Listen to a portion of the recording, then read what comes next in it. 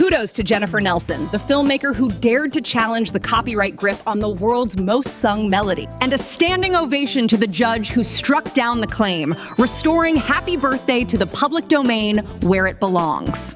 Welcome to the Glitch Lounge.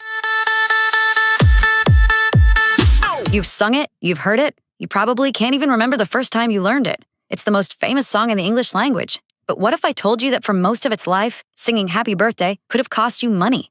Today, we are unwrapping the totally wild, hidden story of the song you thought you knew.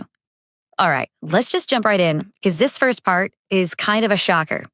For a really, really long time, this simple little tune came with a seriously hefty price tag.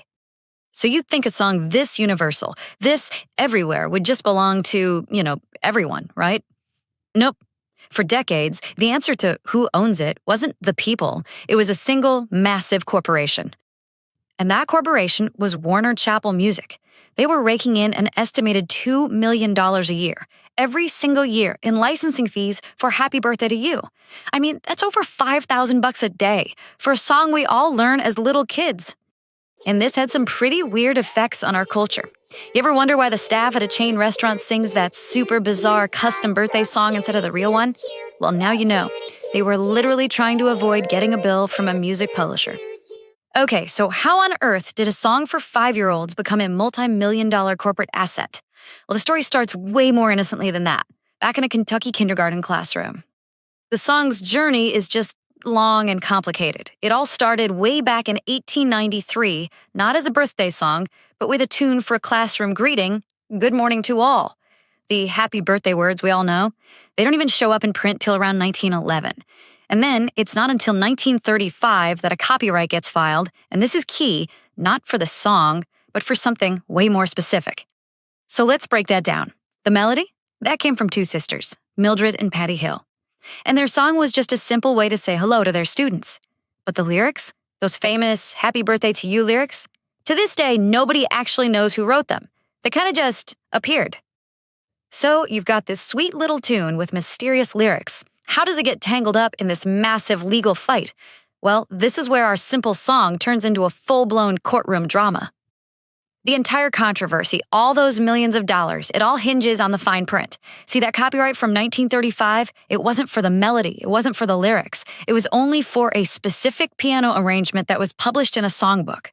That tiny detail is about to become a very, very big deal. And here's the heart of it. Warner Chappell, after they bought the company that held that original right, basically acted like they owned the whole shebang, the melody, the lyrics, all of it. But the legal reality, which somehow went unchallenged for decades, was that their entire claim rested on that one super narrow copyright for a piano version. And boy, did they run with it. Based on this pretty shaky foundation, they enforced their ownership like crazy. If you wanted to use it in a movie, a TV show, an ad, you had to pay up. And they were planning on keeping it that way all the way to 2030. So this goes on for years and years. This cash cow keeps producing millions, until finally, this whole thing gets challenged by a very unlikely hero, a filmmaker who just wanted to tell the song's story. Back in 2013, a filmmaker named Jennifer Nelson was actually making a documentary about the Happy Birthday song. And when she tried to use the song in her own movie about the song, you guessed it, Warner sent her a bill. And she decided, no way, she was going to fight back. The bill was for $1,500. Now, that's not a fortune, but for an independent filmmaker, it's a real cost. But more than that, it was the principle of it all. That one little invoice ended up sparking a huge, landmark class action lawsuit. And that's exactly what it was, a classic David versus Goliath story. You have this tiny production company going up against a music industry giant. And their argument was something legal experts had been whispering for years, that Warner never actually owned the rights to the song we all sing. So this legal showdown, all kicked off by a $1,500 fee, leads to this historic verdict that completely changed the game and finally set the song free. So the judge basically just tore apart Warner's entire claim. He looked at all the evidence and said, look, that 1935 copyright is valid, sure, but it's only for that one piano arrangement. The big conclusion? Warner Chappell never owned the actual song, not the lyrics, not the melody, ever. Well, faced with that ruling, Warner Chappell had to settle. And the price tag for being wrong for all those decades? $14 million. They had to pay back thousands of people and companies who had licensed the song over the years. And as part of that settlement, the court made it official. The song was now in the public domain. And what that means is pretty simple.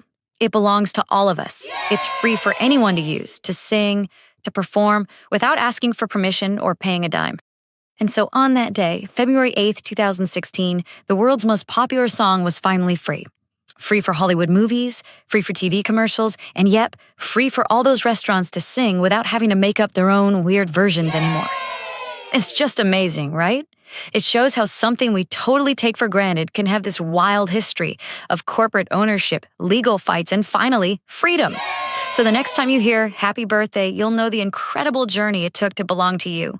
And it really makes you wonder what other everyday things are hiding a story just like this one. Thanks for watching, everybody, and smash that subscribe button so you don't miss any episodes. This is Chloe. I'll see you next time.